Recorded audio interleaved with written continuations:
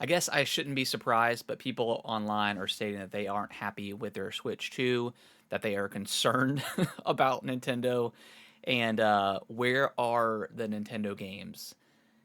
Welcome to the channel. If this is your first time on the channel. If you could like, subscribe, all that good stuff. So yeah, we're talking about Nintendo here, and I am again. I said I'm not surprised, but I'm also a little bit like shocked that people are disappointed so far in the Switch 2. Okay, so this is just a stack of physical games that I have for the Switch.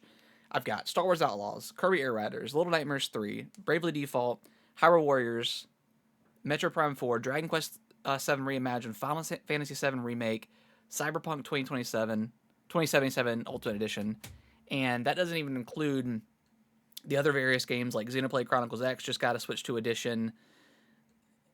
I played Reanimal on the Switch 2. I've been playing the Switch 2 edition of Animal Crossing. There, and granted, I know a lot of this is games that are third-party games coming to the Switch 2 for the first time, or Switch in general. Star Wars Outlaws, you know, Cyberpunk 2077 is obviously one of the bigger ones. Silk Song came out last year.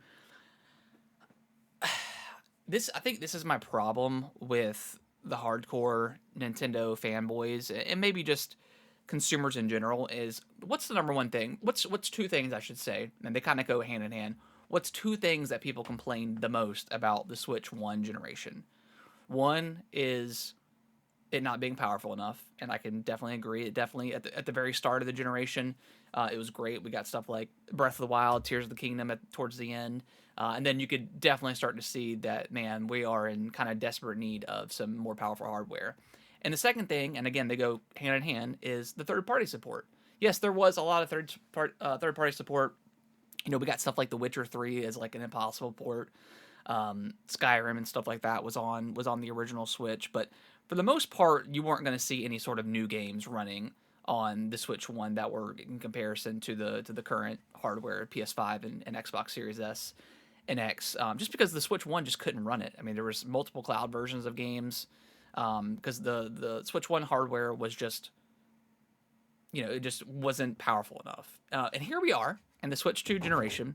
What, eight months in now, and we have incredible third party support. We obviously know the powers there. We've got first party stuff like Mario Kart World. We got kind of second party stuff ish with Zelda, Age of Imprisonment, Metro Prime 4. Whether you liked Metro Prime 4 or not, I thought Metro Prime 4 was a great game. And I think in hindsight, once we get a couple of years away from Metro Prime 4, I think it will look back fondly upon. I just think is it the best Prime game in the series? Definitely not, but I think it's a very serviceable game, and I think just all the negativity around the previews and stuff about Miles and the other characters of them talking too much, I think that just kind of put something in people's heads that they couldn't enjoy it because of those things. But yeah, stuff like Final Fantasy VII Remake runs smoothly on the Switch too. I played that for the first time this year, and Cyberpunk 2077 also runs really really well. So for the people that are complaining about the Switch too and lack there of games, I kind of don't get it. Again, this is like the issue I have with like hardcore fanboys and maybe even like YouTubers, because if you're a solely Nintendo YouTuber, there's not a ton to talk about right now. Nobody knows when the next direct is, even though people say they know, but they don't actually know. Come on. So there's not a lot of like first party stuff to talk about, and I get that. Like, yes, I want the next Zelda and I want the next Mario game. Like those are the two big ones. But if we don't know about those games, people kind of freak out and they're like, "Oh, Nintendo is doomed. There's nothing coming. Like, what am I going to play for the next 6 months?" And I'm like, "Chill. We have to chill out. We have to calm down. We have to look at what's on the horizon for Nintendo. And guess what? And I hate to say this, but Nintendo may coast until June for their next direct. Do I want them to wait until June for their next direct? Do I think it's probably going to be before that? Yes, I do. But I mean, you have stuff like Resident Evil is coming out this week. I think it's going to be a big seller on the Switch too. We have Tamagotchi Life is coming out. That's going to be a huge seller. That's a Switch One game, but it's going to be a huge seller on the Switch and Switch Two.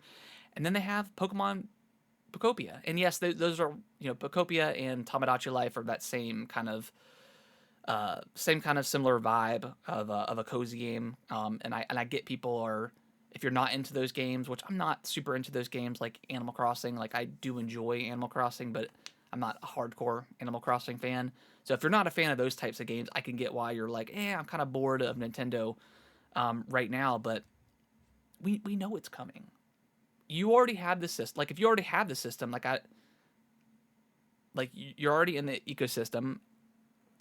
There's a ton of games to play, like I just mentioned, like the ones that I have physically, and stuff like Donkey Kong and Mario Kart. If you're a huge Mario Kart fan, and granted, Mario Kart, I think there was um, content missing, not missing, because I think it's a fully fleshed out game. There's just not a lot to it, and coming from the next successor to Mario Kart 8 Deluxe. I mean, that was a hard, that's gonna be a hard one to come off of, because it has so many courses, and it's been on the market for 10 years. So they've had 10 years of being able to update the game and add stuff to it. So we're just got to wait for Mario Kart, but I think we just need to chill out.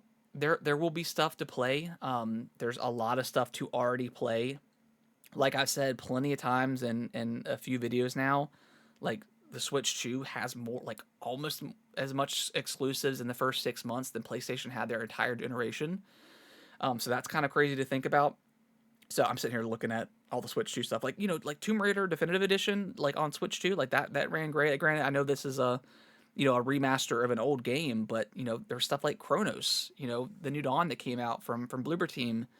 There is a ton of stuff to play, and not every single game is going to be for every gamer out there. And there may be just someone that they want to play the Nintendo, they want to play their Zeldas and their Marios, and I get that. But we haven't had a Mario game, like a new 3D Mario game, since 2017. We had Tears of the Kingdom back in 2023. We're probably not going to get another 3D Zelda for at least another couple of years. So I think we need to pump the brakes. Nintendo isn't doomed, and if you go out there and look, there's stuff to play.